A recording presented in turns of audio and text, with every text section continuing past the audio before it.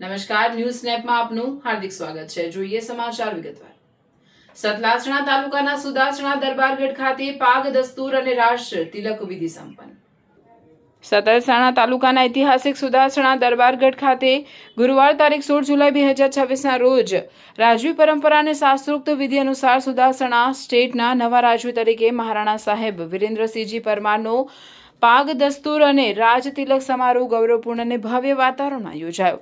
પરમ પૂજ્ય મહારાણા શ્રી કીર્તિકુમાર સિંહજીના સ્વર્ગારોહણ બાદ રાજવી પરિવારના પરંપરા અનુસંધાને સવારે 11 વાગ્યે યોજાયેલા સમારોહમાં મહારાણા સાહેબ વિરેન્દ્રસિંહજી પરમારને સુદાસણ સ્ટેટની પાગ અર્પણ કરવામાં આવી અને શાસ્ત્રોક્ત વિધિ સાથે રાજ તિલક કરવામાં આવ્યો। આ ઐતિહાસિક પ્રસંગે રાજવી પરિવારના સભ્યો, સગા સંબંધીઓ, વિવિધ રાજવી જાગીરદાર પરિવારોના પ્રતિનિધિઓ, આમંત્રિત મહાનુભાવો, સામાજિક રાજકીય આગેવાનો તથા મોટી સંખ્યામાં શુભેચ્છકોએ ઉપસ્થિત રહી નવા રાજવી જાગીરદારને શુભેચ્છાઓ પાઠવી હતી।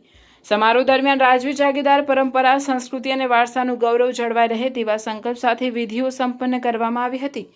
સમગ્ર કાર્યક્રમ ગૌરવપૂર્ણ અને શિસ્તબદ્ધ વાતાવરણમાં પૂર્ણ થયો હતો। અંતે સુદાસણા રાજ જાગીરદાર પરિવાર દ્વારા કાર્યક્રમમાં ઉપસ્થિત તમામ મહાનુભાવો, શુભેચ્છકો તથા સમારોહને સફળ બનાવવામાં સહયોગ આપનાર દરેકનો હૃદયપૂર્વક આભાર વ્યક્ત કરવામાં આવ્યો હતો। રિપોર્ટર કશ્યપ રાવલ। સમન્વય એટલે ક્ષત્રિય ધર્મ બંનેને સ્પર્શ કરાવવા માટે વિનંતી। હવે બાકીના જે મહાનુભાવોએ ત્યાં સન્માન કરી દીધું છે, નીચેની તરફે પધારશે। પેલા બંને આચાર્યો, અહીંયા સંતો ઉપસ્થિત છે, એ બંને સંતોને મંચ ઉપર લાવશો।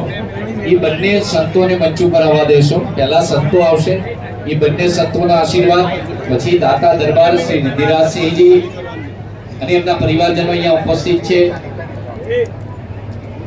મહારાણા શ્રી વિરેન્દ્રસિંહજી ને ખૂબ ખૂબ અભિનંદન। ખમા ગણી સાથે જોરદાર તાળીઓ સાથે આપની શુભેચ્છા। આજના આ શુભ પ્રસંગે પધારેલા સંતો, મહંતો, ઋષિકુમારશ્રીઓ, સમસ્ત જાગીરદારશ્રીઓ, તમામ પધારેલા મુખ્ય મહેમાનશ્રીઓ, આજુબાજુના ગામોમાંથી પધારેલા તમામ વડીલો, માતાઓ, બહેનો,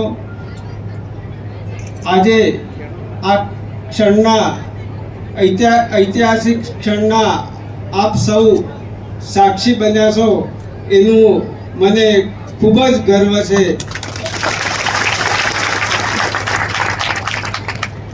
દરબારગઢના દરવાજા આપ સૌને માટે